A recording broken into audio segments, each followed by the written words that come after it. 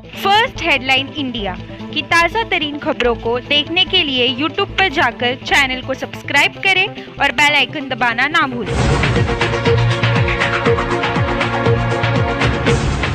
देखिए, Pinto park जो hotel है वो इनलीगल है। सीआरजेड के कायदे के अनुसार जो हमारे 3 नंबर ओटी से जो नदी गई है, उस नदी को 100 मीटर छोड़कर बनाना है। पहली बात तो वो उसका पालन नहीं हुआ है। और हमारे जो एसडीओ जी हैं, एसडीओ जी ने स्पष्ट रूप में लेटर दिया है कि ये प्रॉपर्टी इनलीगल है, इसलिए इसको तोड़ा जाए जल्द से जल्द।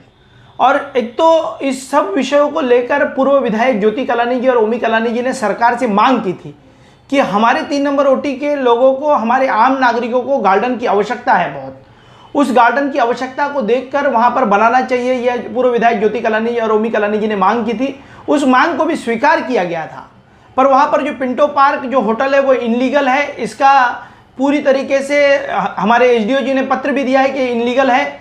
वहां का जो टैक्स है वो टैक्स चोरी किया गया है। वहां पर जो टैक्स में दिखाया गया है वो छोटी छोटी झोपड़ियां, छोटे छोटे घर दिखाए गए हैं। वहां पर एक भव्य होटल है। होटल जो है वो कमल भटीजा का है।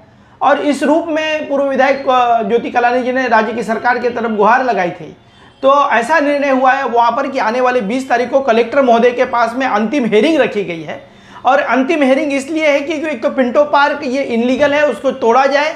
इसके लिए एसडीओ ने भी कमिश्नर महोदय को पत्र लिखा था। और उसी के बीच में इनलीगल प्रॉपर्टी के ऊपर राज्य की सरकार ने वहाँ पर बार का लाइसेंस दे दिया गया है। जो बार का लाइसेंस है उसके लिए जो पेपर्स लगते हैं वो लीगल प्रॉपर्टीज के पेपर लगते हैं। इन लोगों ने इनलीगल प्रॉपर्टीज के पेपर देकर वहां पर बार वहां पर चल रहा है, वहां पर अश्लील हरकतें वहां पर चल रही है। इस तरीके का कारोबार वहां के 3 नंबर ओटी के जो नागरिक है, आम नागरिक है, व्यापारी है, वो बहुत परेशान हो चुके हैं। ये सब मामले को लेकर पूर्व विधायक ज्योति कलानी जी ने कलेक्टर महोदय जी से और राज्य की सरकार से गुहार लगाई थी। आने वाले 20 तारीख को अंतिम हेयरिंग होने जा रही है और अंतिम हेयरिंग में पिंटो पार्क तोड़ने का निर्णय और वहां का जो बार का लाइसेंस है जो राज्य की सरकार ने दिया हुआ है, उस राज्य की सरकार ने दिए हुए लाइसेंस को किस तरीके से इनलीगल प्रॉपर्टीज के ऊपर खोटे कागजात देकर पिंटो पार्क होटल के खोटे पेपर्स बनाकर, खोटे टैक्स पावती देकर, लीगल प्रॉपर्टी बताकर राज्य की सरकार को भी और जो एक्साइज डिपार्टमेंट है, एक्साइज डिपार्टमेंट को गुमराह किया है। तो हमारी मांग है कि आने वाले 20 तारीख को कलेक्टर महोदय जो अंतिम तारीख है उस दिन पर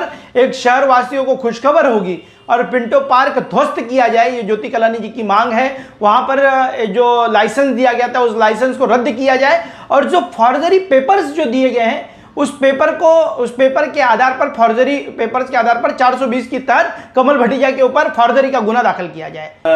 एक्साइज विभाग को भी पत्र वगैरह लिखा गया है आप लोगों के द्वारा? हाँ, एक्साइज विभाग को भी पत्र लिखा गया है। जो कलेक्टर साहब के यहाँ हेयरिंग रहती है वहां पर एक्साइज डिपार्टमेंट के संबंधित अधिकारी भी आते हैं। हेयरिंग लगातार 7 महीनों से चल रही है। अब अंतिम हेयरिंग जो है वो 20 तारीख को रखी गई है। उसके ऊपर कलेक्टर महोदय जी निर्णय लेंगे और निर्णय भी मुझे लगता है कि सकारात्मक तौर पर बहुत अच्छा निर्णय होगा।